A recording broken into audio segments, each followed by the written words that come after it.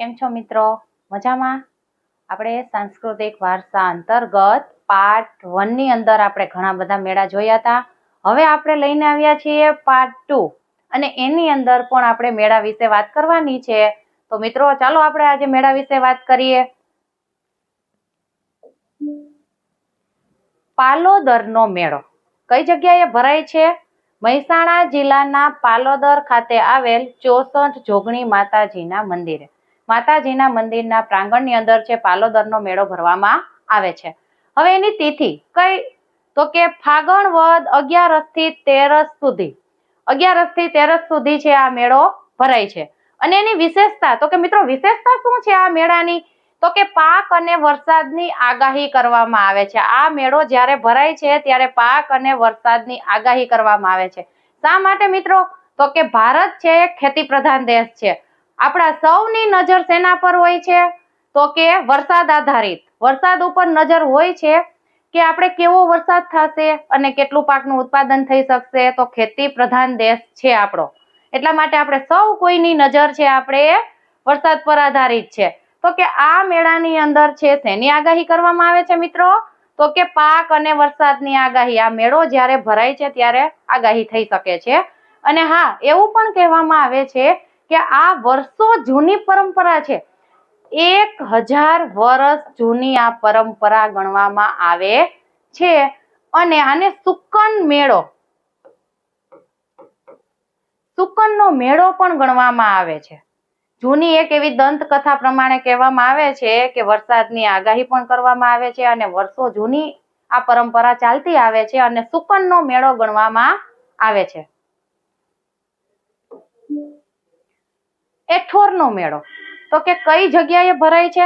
મહેસાણા જિલ્લાના ઊંઝા તાલુકાના એઠોર ગામમાં આવેલ ગણપતિ બાપાના મંદિરે. અને તિથિ શું છે? ચૈત્ર સુદ બીજ થી પાંચમ સુધી ચૈત્ર મહિનાની અંદર છે આ મેળો ભરાય છે. અને એમાં શું છે તો કે રાંધેલા ઘૂઘરાની પ્રસાદી આપવામાં આવે છે. અને અહીંયા ગણપતિ બાપાના મંદિરે ઇન્દ્ર અને વરુણ દેવની પણ પૂજા અર્ચના કરવામાં આવે છે. જ્યારે આ મેળો ભરાય છે ત્યારે ઇન્દ્રદેવ અને વરુણ દેવની પૂજા કરવામાં આવે છે. વીર વેતાળનો મેળો કઈ જગ્યાએ ભરાય છે મિત્રો? તો કે મહેસાણા જિલ્લાના ઊંઝાથી પુષ્પાવતી નદીના કિનારે આવેલ ભાખર ગામની અંદર છે મેળો ભરવામાં આવે છે. અને તિથિ કઈ છે? તો કે ચૈત્ર સુદ 7મના દિવસે આ મેળો ભરાય છે. અને એની એક વિશેષતા છે તો કે લાકડીઓના પ્રહાર કરવામાં આવે છે. શા માટે લાકડીઓના પ્રહાર કરવામાં આવે છે મિત્રો? તો એવી એક દંતકથા છે કે અહીંયા હરસિદ્ધિ માતાની સાથે વીર વેતાળ પણ હોય છે અને ત્યાં વીર વેતાળનું એક મંદિર છે, ગુજરાતનું એકમાત્ર મંદિર.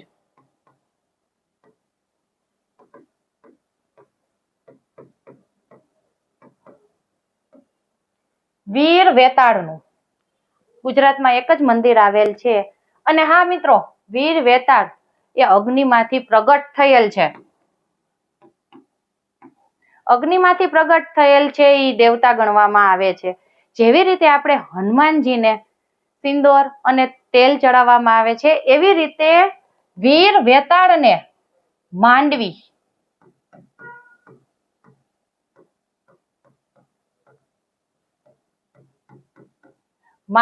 સાથે તલનું તેલ ચડાવવામાં આવે છે. વીર વેતાળને માંડવી સાથે તલનું તેલ ચડાવવામાં આવે છે. અને ગુજરાતનું એક મંદિર છે મિત્રો, ખાસ યાદ રાખજો. અને અગ્નિમાંથી પ્રગટ થયેલ છે.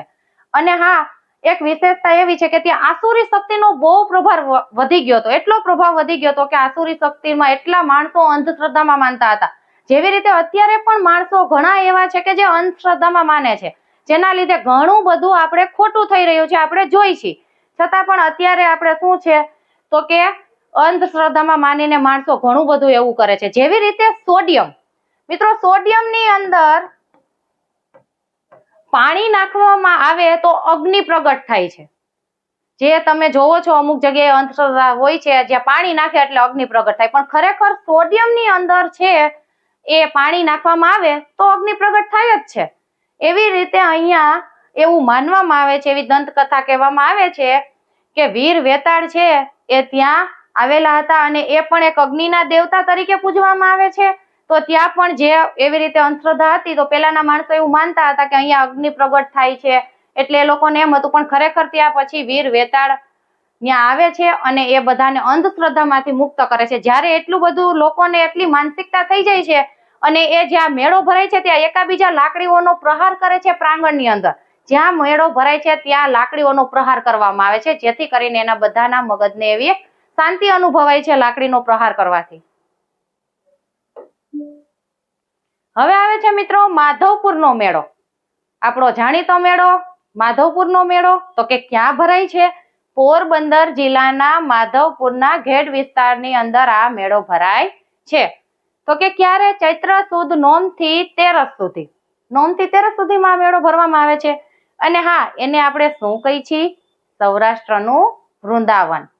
અને એક રાષ્ટ્રીય એકતાના પ્રતીક તરીકે પણ આપણે એને ઓળખી શકીએ છીએ. ખબર છે મિત્રો માધવપુરનો મેળો શેના માટે છે? કૃષ્ણ અને રૂકમણીનો મેળો. કૃષ્ણ અને રૂકમણીના લગ્ન થાય છે ત્યાં. હવે કેવી રીતે? તો કે ભીષ્મક રાજા હતા, એને મિત્રો 5 પુત્ર હતા અને 1 પુત્રી હતા, જેનું નામ શું હતું? રૂકમણી. તો એવી દંતકથા એવી છે કે ભીષ્મક રાજાને 5 પુત્ર અને 1 પુત્રી રૂકમણી હતા અને રૂકમણીના લગ્ન છે એ શિશુપાલ સાથે. શિશુપાલ સાથે નક્કી કરવામાં આવ્યા હતા, જે રૂકમણીને પસંદ ના હતું. તેથી તે શું કરે છે? રૂકમણી છે એ ભગવાનને પત્ર લખે છે અને ભગવાન છે એની સેના સાથે ત્યાં પહોંચી જાય છે અને રૂકમણીને લઈને વયા જાય છે. અને રૂકમણીને લઈને અહીંયા માધવપુર આવે છે અને ત્યાં એના લગ્ન થાય છે. અને જ્યારે આ લગ્ન થતા હોય છે ત્યારે આમાં એક દુહો પ્રખ્યાત છે. મિત્રો તમને ખબર છે કે એક દુહો એક પ્રખ્યાત છે કે માધવપુરનો માંડવો આવી જાદવ કુળની જાન, પરણે રાણી રૂકમણી જ્યાં વરદુલ્હા ભગવાન. તો કે માધવપુરના મેળાની અંદર છે આ દુલ્હો પ્રખ્યાત છે. હવે બહુચરાજીનો મેળો ક્યાં આવેલો છે મિત્રો?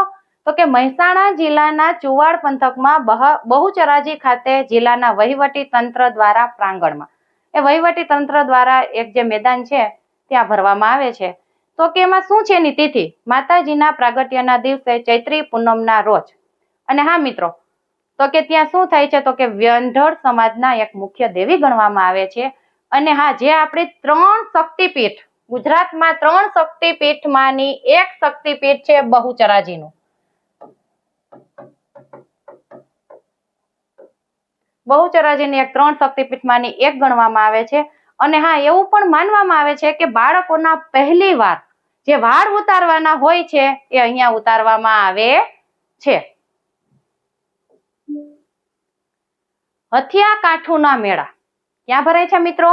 તો કે મહેસાણા જિલ્લાના વિસનગર તાલુકામાં આવેલ વાલમ ગામના સુલેશ્વર માતાના સાનિધ્યની અંદર છે આ મેળો ભરવામાં આવે છે. હવે તિથિ કઈ? તો કે ચૈત્ર વદ 6 થી નોમ સુધીમાં. અને હા, એમાં શું આહુતિ આપવામાં આવે છે? તો કે ખીચડાની આહુતિ આપવામાં આવે છે. અને હા મિત્રો, અહીંયા શું કરવામાં આવે છે હથિયાકાઠુના મેળાની અંદર? તો કે ગાડું બળદ છે એ આખું શણગારવામાં આવે છે. અને હથિયા એટલે કે હાથીના સૂંઢ આકારની એક એવી રીતે બળદને તૈયાર કરવામાં આવે છે. અને જે કાઠું એટલે કે પાછળનો ભાગ છે જે ગાડાનો, એને હથિયાકાઠુનો મેળા તરીકે પણ ઓળખવામાં આવે છે. અને એમાં પણ મિત્રો વરસાદની આગાહી કરવામાં આવે છે. ત્યારે પણ આ જે મેળો ભરાય છે એમાં પણ એક વરસાદનો વર્તારો જોવા મળે છે કે કેવો વરસાદ થશે. હવે ગોરસ લોકમેળો. મિત્રો, રંગીલા રાજકોટમાં ગોરસ લોકમેળો ભરાય છે. અને ક્યાં? તો કે રાજકોટના રેસકોર્સના મેદાનની અંદર. આપણે સૌ તો જાણીતા હઈશું કે રાજકોટમાં રેસકોર્સમાં કેટલી મજા આવે છે. અત્યારે તો મેળો ભરાય ત્યારે અને એમનેમ પણ મજા આવતી હોય છે, કારણ કે રંગીલું રાજકોટ છે. ક્યારે? તો કે શ્રાવણ વદ 6 થી શ્રાવણ વદ 10 સુધી, જે હમણાં નજીકમાં જ આવશે. આપણે 2-4 દિવસની અંદર આ મેળો આપણે જોઈ શકશું. હા મિત્રો, એને નામ આપવામાં આવ્યું હતું 2019માં મલ્હાર, 2022માં આઝાદીનો અમૃતલોક મેળો અને 2023માં રસરંગ મેળો, લોકમેળો. અને હા મિત્રો, ગમે ત્યાં આપણે રાજકોટ વાસી હોય અને 7મ 8મ આવે એટલે આ મેળાને યાદ કરે પછી ગમે ત્યાં સમુદ્રની પાર કેમ નથી, રંગીલા રાજકોટમાં રહેવાની મજા આવે છે અને બહાર હોય તો પણ આપણે છે આ મેળાને યાદ કરતા હોય છીએ. અને હા મિત્રો, આ વખતે કયું નામ આપવામાં આવ્યું છે ખબર છે તમને? 2024માં તો કે ધરોહર મેળો, ધરોહર મેળા તરીકે આને ઓળખવામાં આવશે 2024માં, જે હમણાં આપણે મેળાની મજા માણવાના છીએ. અને હા, આ મેળાની શરૂઆત ક્યારે થઈ હતી? 1983માં રાજકોટના મેળાની શરૂઆત કરવામાં આવી હતી. અને ક્યાં પેલા વેલા મેળો ભરાણો હતો? તો કે શાસ્ત્રી મેદાનમાં. અને હા, 2003 થી આપણે રેસકોર્સ મેદાન ખાતે ભરાવવામાં આવે છે. તો મિત્રો, મજા આવશે ને રાજકોટના મેળામાં? હમણાં આપણે બધા રાજકોટના મેળામાં મોજ શોખ મસ્તી કરશું, બરાબર? ચાલો, થેન્ક યુ. જો અમારે આવા જ વિડીયો જોવા માટે તમે અમારી ચેનલને સબસ્ક્રાઇબ કરો અને અમને સપોર્ટ કરતા રહેજો. Thank you.